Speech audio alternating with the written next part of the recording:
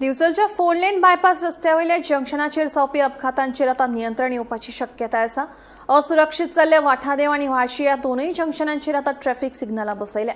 लायटीचे कनेक्शन दितकीच ही सिग्नलां सुरू जातली अशी माहिती दिवचल नगरपालिकेचो नगराध्यक्ष विजय कुमार नाटेकार हांणी दिली।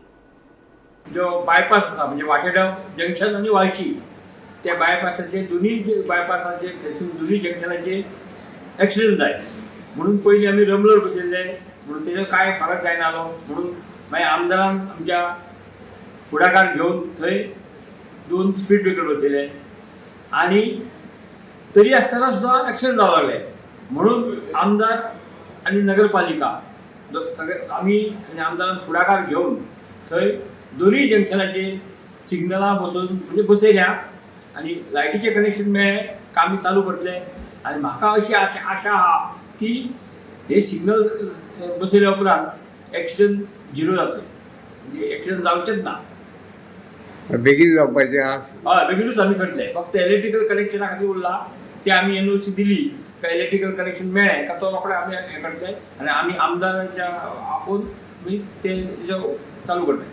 लोकार्पण जाला तेन्नाच्यान दिवचलच्या 4 लेन बायपासाचेर जाल्ले अपघात पळयले जाल्यार हो बायपास वादाचो विशय जाल्लो आसा।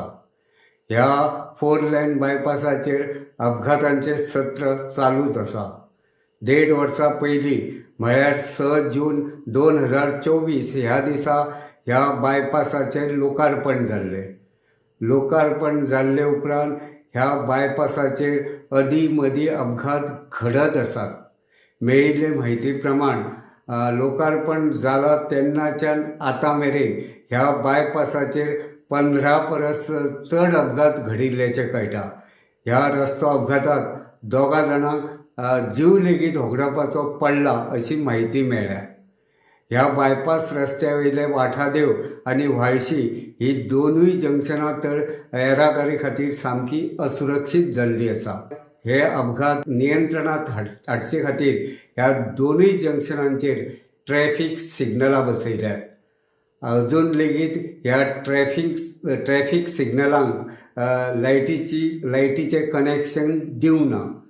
केन्ना एकदां लायटीचें कनेक्शन दिता आनी ही दोनूय सिग्नलां कार्यान्वीत जातात ताची वाहन चालक आनी लोक वाट पळयतात।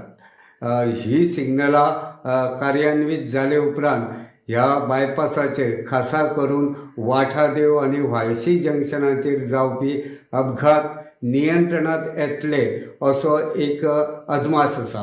गोमंतक टीव्ही खातीर दिवचलच्यान हांव रिपोर्टर तुकाराम सावंत।